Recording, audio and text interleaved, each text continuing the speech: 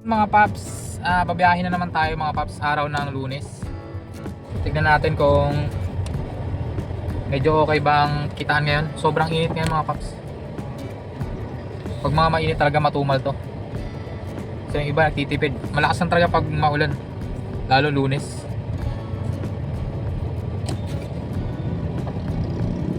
Kahapon okay yung kita natin. Ngayon, ewan ko lang. Kung kikita ba tayo kahit 3K man lang. Pahirapan to Lunes eh. Araw ng matumal. So yun, may buena mano na pala tayo. Maya ulit mga paps, update ko kayo.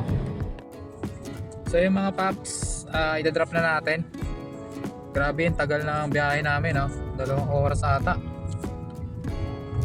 Grabe yung traffic talaga sa parteng bayan. Kay Quirino Highway sa may Novaliches. Grabe ang traffic talaga dyan. Complete na natin mga paps.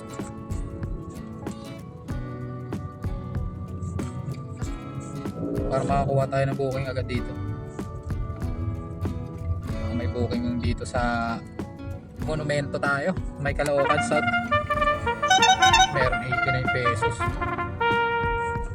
Samsung Road.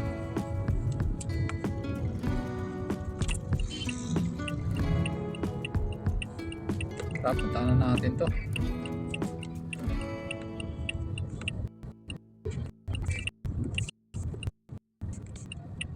Lap na lang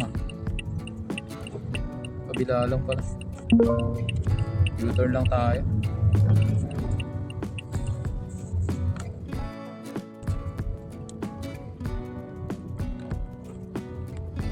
Pure gold kabila. So pangalawang booking natin sa Joyride mga paps. Balita ko kayo mamaya pag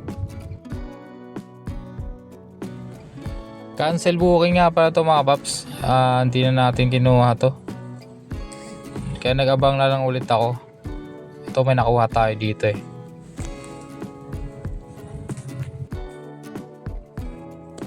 Update tayo sa ating kita mga paps. Nakakuha pala tayo ng booking galing to ng Monumento. Bali may tip to na 200. Dinrap natin dito sa Tala, Caloocan. Tapos naawa si passenger sa atin kasi sobrang traffic talaga. 2 hours mahigit bago na drop dito sa Tala. Bali binigyan tayo ng 1.5. Bali kumita tayo ng doon. Bali minus 168 eh. Tapos 1.5. Mana sa 1.3 mahigit ang kinita natin. Yung kagandahan dito mga paps, pag may mga customer talaga na galante, talagang bibigyan ka ng tip. Pag alam nilang sobrang layo tapos alam nilang traffic, may mga customer talagang ganito, mabait. Baga nasa 800 yung niya, tinip niya sa akin. Minsan lang to mga paps, pero nakakatuwa din syempre, diba? May mga customer na ganito. Yung muna ating update mga paps, 8:53 na, wala pa tayo nakukuha dito. Update ko kayo kung may makukuha tayo. Tingnan natin sa ating in-drive. Wala talaga nakapasok Paano pa lang kita natin ngayon. So kung sasama yung nasa 1K mahigit. Kanina kasi naka 400 tayo plus 1.5. Kulang-kulang 2,000 na rin. Mga 1.8 or 1.9 yung kinita natin ngayon. Kasama yung tip Abang-abang tayo dito pa terminal. Malamang to may mga terminal dito pag mga gabi na. So yun muna ating update mga paps. Update tayo mga paps. May nakuha na tayo. 9:48 PM na mga paps. Kuha tayong in-drive.